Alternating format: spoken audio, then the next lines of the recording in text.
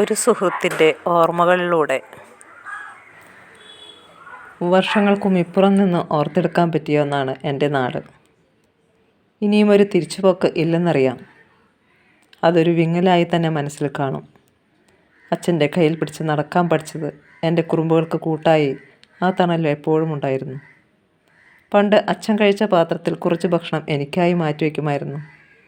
അച്ഛൻ്റെ ഒപ്പമായിരുന്നു എൻ്റെ ഉറക്കം പോലും. ഇന്ന് എനിക്ക് കൂട്ട് ആ ഓർമ്മകൾ മാത്രം. ഓർക്കാൻ ശ്രമിച്ചാൽ നെഞ്ചിലൊരു ഭാരമാണ്.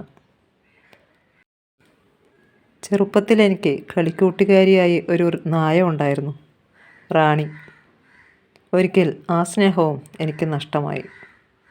ഞാൻ ഏറെ ഇഷ്ടത്തോടെ ജീവിച്ച കാലം എൻ്റെ കുട്ടിക്കാലം മാത്രമായിരുന്നു.